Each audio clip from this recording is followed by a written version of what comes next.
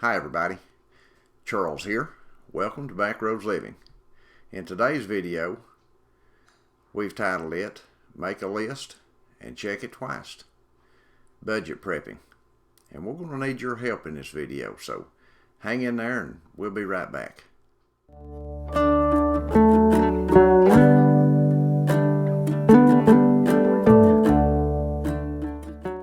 Thank you for coming by Backroads Living again. We appreciate you very much. And if you enjoy our channel, we would appreciate it if you would subscribe, like this video, give us that thumbs up. When you subscribe, there will be a bell icon up here. When that bell appears, click that bell and you'll be notified of all of our most recent videos that we post to YouTube. And if you have social media and would like to share us with your social media accounts, please feel free to do so. Anything you do helps us with our exposure on YouTube. So that being said, thank you very much, and let's get on into our video today and our subject, making a list and checking it twice. We're going to be going over a list of some things that does and maybe does not involve prepping, as in what we've been talking about here recently. But there are things that preppers need to do besides just gather up food. There's other things we need to look at. But before we get into that, I would like to say this. I'd like to say that we need your help as a seasoned homesteader or a seasoned prepper.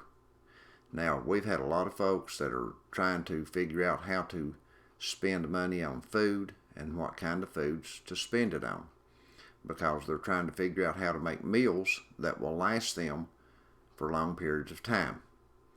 And I don't have the answers to all those, but there's a lot of meals out there that can be prepared that are sustainable, that doesn't take a whole lot of ingredients to make. And there's been some of you already shared a handful of recipes in our comments, and we appreciate that greatly. The only thing that I would do is say that when you do that in a comment, please include the instructions more complete as far as like cook times, temperature to cook it on, and the amount of ingredients you're using. But even better than that, I would like to appeal to you. If you have recipes that you'd like to share with this community, if you'll look in the description below, right down here, I have an email address. If you have recipes you'd like to share with the community, send them to that email address. If you've taken photos of your recipes, it's even better. Send those with it also. And include the ingredients, how much of each ingredient, the time to cook it, the temperature to cook it on.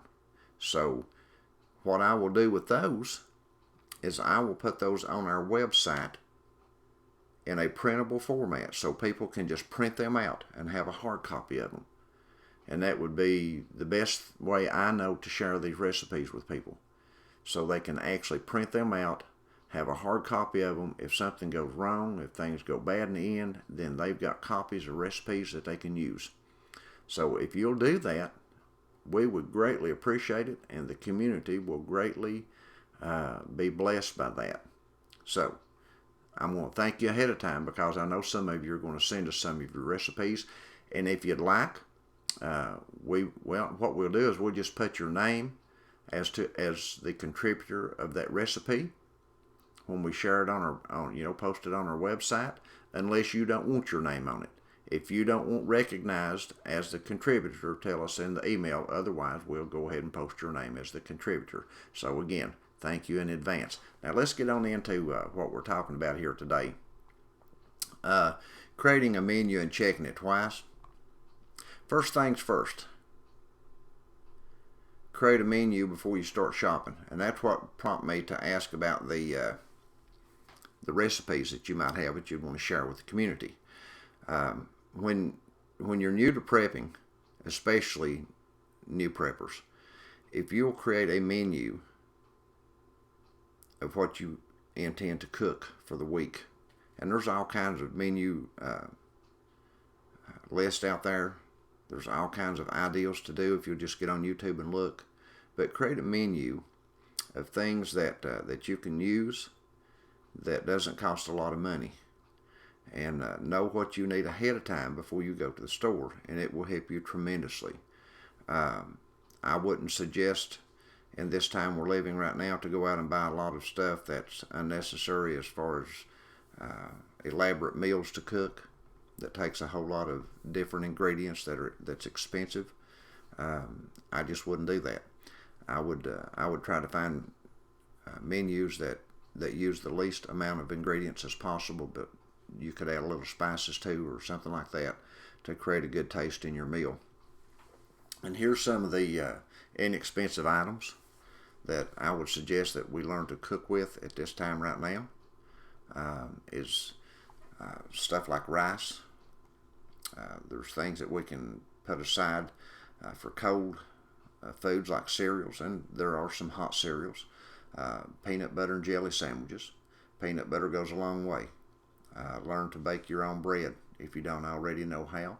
There's all kinds of videos out there on that. We're going to do a video on that shortly on making our own bread. Tuna salads with crackers. You can actually bake your own crackers. There's videos on that too. You don't have to buy crackers. You can make them. Pasta and canned sauce. The sauces make the food so much better and enjoyable to eat, and the pastas are inexpensive. So keep that in mind. Oatmeal per volume is inexpensive, and it lasts a long time on your shelf. Beans and rice. That's a staple. Everybody should have that in their pantry. Canned soup. It has a good shelf. It's good shelf stable stuff. It lasts a long time. Most soups will have at least a year's expiration date on them, or best by use date. Some of them longer, depending on the soup you buy. You can actually buy canned pasta. Ramen noodles. Now, ramen noodles are pretty plain, but you can spice them up. I've got a video on here where I did some ramen noodles and I added different things to it. And I really enjoyed that meal, so you might want to check that out. I'll try to think to leave a link to that in the bottom of the description here after the video. Eggs and toast. Again, you can bake your own bread. It becomes way, way less expensive than buying bread and freezing it. If you own chickens, you've got eggs, the cost of feeding your chickens, and that's it. And if worse come to worse, you would have meat to eat if you raise chickens. And I know that's not enjoyable for some people to think about, but that's just how life is sometimes. I know these are not real glamorous foods, but they'll sustain you in tough times. And I think we need to start thinking about that. Again, I'm not trying to scare anybody. I'm just trying to tell you that you've got time to prepare for this stuff, and when the time is available, we need to take advantage of it. I feel like that in my heart. I feel like that the Lord has given us a window of opportunity, my wife and I, by revealing to us what's going on in the earth, and we're trying to get ready for that, and we're hoping that you will too. And we're just trusting that we have the time to do that. So let's keep going here. And again, there's another thing here. I don't know why I keep having a time with this. With this here is if times got real bad, and I've already heard some people comment on this in some of our videos, that they've cut themselves down to one meal a day, as far as one good, healthy, round meal a day, and they're filling in between with snacks of fruits and vegetables and things like that. If things got real bad, you would need to cut down to 2 meals a day. I know a lot of people eat 3. You might need to cut back to 2 and then try to stretch it out to where you could get by on 1 meal a day. We never know what's going to happen, so we may need to just practice that every now and then. Fast for 1 meal each day for a while and see how that works for you. I'm pretty sure you can get by that way. When you're shopping, double up. If you know what meals you're going to be eating and what food you're going to be eating, what recipes you're going to be cooking, double up on the food when you shop. Buy one to cook, one to put in the pantry. If your budget affords that, you need to do that.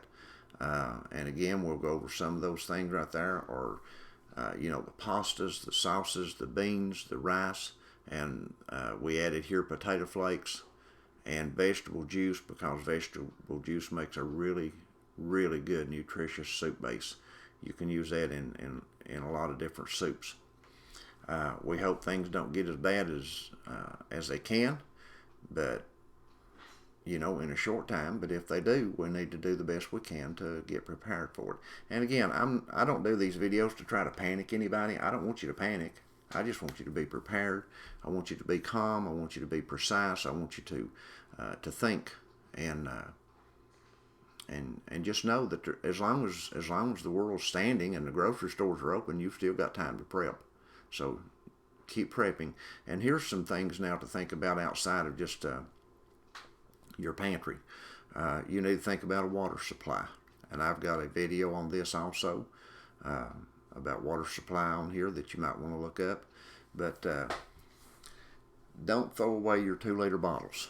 When you buy soft drinks in 2-liter bottles, keep them. If you buy juice in those plastic bottles, keep them. Any kind of plastic bottles like that, rinse them out and keep them, and fill them up with water. Put them in a space out of the sun, and you've got drinking water. So don't throw that stuff away. Another thing to do is, another thing to understand is how much water you need. You need a gallon of water per person in your house per day, and a gallon of water per pet in your house per day. They have to have water too. So keep that in mind. 1 gallon per individual or pet in your home per day. If you have buckets or containers as such, you can set them out to catch rainwater. You can use that for washing. You can use that for flushing toilets. There's all kinds of things you can clean with rainwater if it becomes a necessity. You can even catch it and drink it. You can boil it on the stove for 3 minutes to purify it. They make purifying tablets that you can purchase online to put in your water to purify the water. Again, I'll try to put a link to that in the description below, where you can find some purification tablets. They may even possibly have them at your local Walmart or Sam's Club or Costco or wherever it is you shop. They may have them there at your big box store. So another thing that you want to do is purchase a water filtering device. We purchased the 2 filters, 2 different styles of filters. My mind just went blank as far as the Sawyer was one of them, and I can't think of the other one, but we have 2 of them, and they have them at our local Walmart right now, but they're kind of like iffy. Sometimes they're in stock well, and sometimes they're not. So if you get an opportunity, LifeStraw was the name of the other one. If you get an opportunity to pick up a water filtering device like that for yourself, get one for you and each member of your family.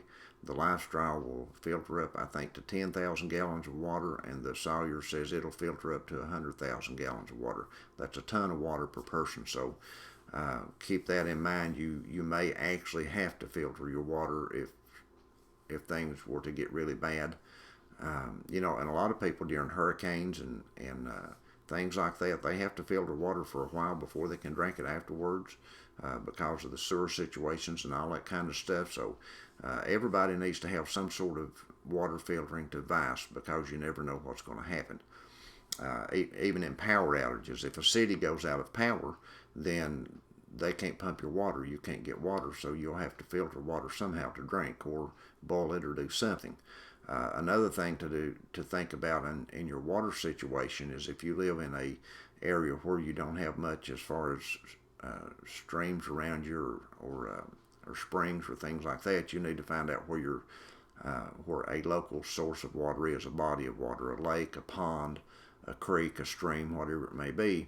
And you can always take a gallon jug or a 5-gallon jug or something like that and fill them up with water from a source like that. You might want to consider, and I know this may sound a little crazy, but you might want to consider like a baby buggy or a small wagon of some kind to haul your water in if you're in a place where you can push them or pull something like that, because water gets heavy. Another thing you might want to do is a home inventory.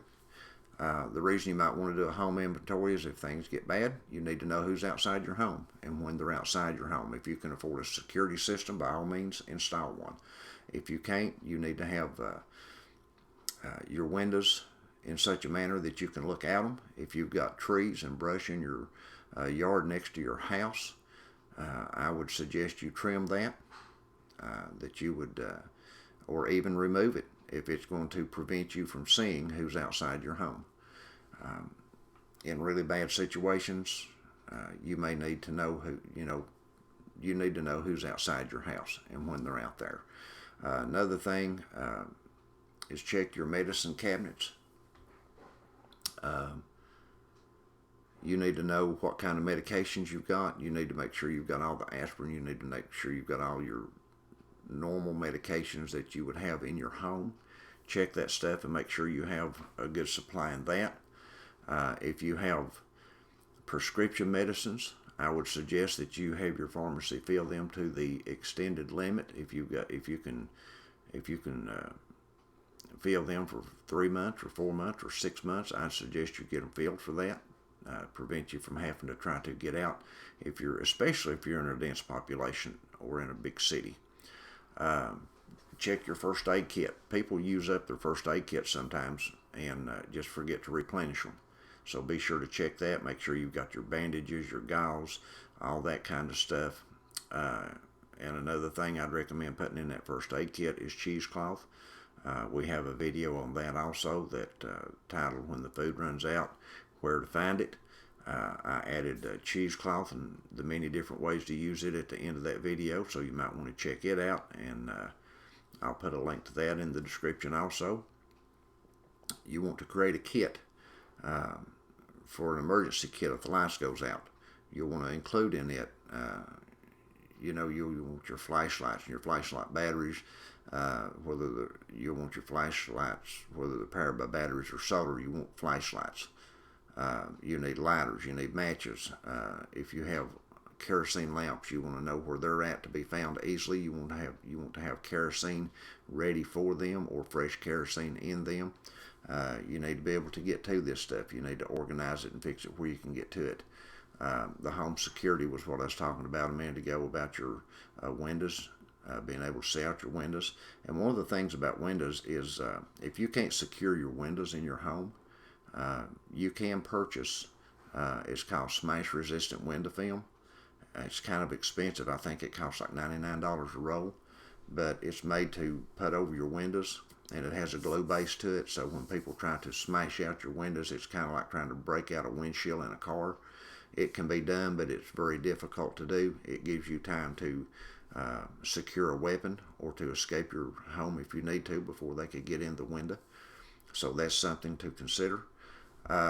Walk around the perimeter of your home and look and see what places you think are weak, what I would call weak places, where people would have easy access to your home, and try to secure that kind of area. Make your home as safe as possible, inside and out, because there was a lot of stuff went on during these latest riots and civil unrest in a lot of these cities, and people just need to be as safe as possible. Check your locks. Are your locks sufficient? Do you have deadbolts? If you don't, and you can afford them, you need to install deadbolts. Do what you can to secure your doors and your windows, because that's the most vulnerable place in your home. Let's go on down. Another thing, keep your personal defense weapon handy, where you know where it's at, where you can get access to it in a hurry. I recommend keeping all these things away from children, or, if you have small children, keep them out of the reach of them, but you need to have access to them. If you need them in a hurry, you need them, okay? You don't get a second chance on some of these things. So another thing is save all your personal information, stuff like mortgage papers, deeds, insurance policies, identification cards. Make a copy of your driver's license also, medical records, any of that kind of stuff that you deem is important. Make a copy of all that stuff.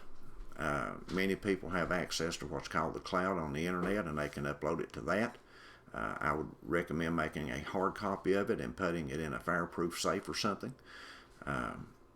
You need more than just the one hard copy of it. You need to make copies so you can keep a copy in a folder that you could grab and take with you if you had to leave your home. You need a copy to keep in a, like I said, in a fireproof safe that you can put stuff back somewhere. You know, people use jars for years to hide money, and they'd dig holes in the ground and bury them in the ground. Be creative. Figure out a way to put this stuff back where you can get to it if you have to have it at a later date. Learn new skills. This is probably as important as anything you can do in a situation if we had a grid out or something like that. You need to learn how to do things. You can't depend on people to come and do things for you if you have a power grid outage, because they're going to be taking care of their own families. They're going to be taking care of themselves. The people that do maintenance and things like that, they're not going to have power tools. They're not going to be able to come out and help you like they do right now. So if you can't do certain things, you need to learn them. And the first thing you need to learn how to do is to cook. If you don't know how to cook, you need to learn how to cook just basic meals. You need to know how to fix beans and potatoes and fix rice, things like that. You need to learn how to bake bread. You need to learn how to do some basic things. And if you don't know how to do them, learn them. There's all kinds of resources online. YouTube has tons of videos on how to make bread and how to do all kinds of stuff like that. Do you know how to sew by hand? You don't have to have a sewing machine to sew. You can just sew by needle and thread. If you don't know how to sew a button on, get online and learn how to sew a button on. Learn how to sew up a rip, a tear, how to stitch something up. You need to learn how to sew. It might even be handy someday to sew up a wound or a cut, but you need to know how to do that. Do you know how to hunt? Most people in our society today don't. And if things got really bad, you might have to resort to hunting. So you men, especially you men, if you don't know how to hunt, you need to watch some videos on this. You need to understand how to hunt and what to hunt for in your area, and what animals, even reptiles. Some reptiles are good for food. So learn what these things are. If you don't know, you can find out online. You can do a search and find out. Do you know how to handle a weapon that you own? Do you know how to handle all your weapons? If the answer is no, you need to learn how. You need to go to ranges, shooting ranges. You need to, if you're out in the country, you need to get out somewhere away from other people where it's safe and learn to use your weapons. Because if a situation arises, they're not going to give you a chance to learn how to use that. You need to know how to use it beforehand. So that was just kind of a short overview of some things that I think that we need to look into, not just buying food, but other things that we need to keep in mind, because I really do think that as time progresses, that things are not going to improve. And there's a real good chance that the winner of this election could be reversed.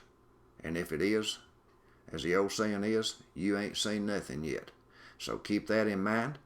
And with that in mind, I'd like to say be blessed and keep the faith. Know that Jesus Christ is Lord. And guys, we'll see you all in the next video.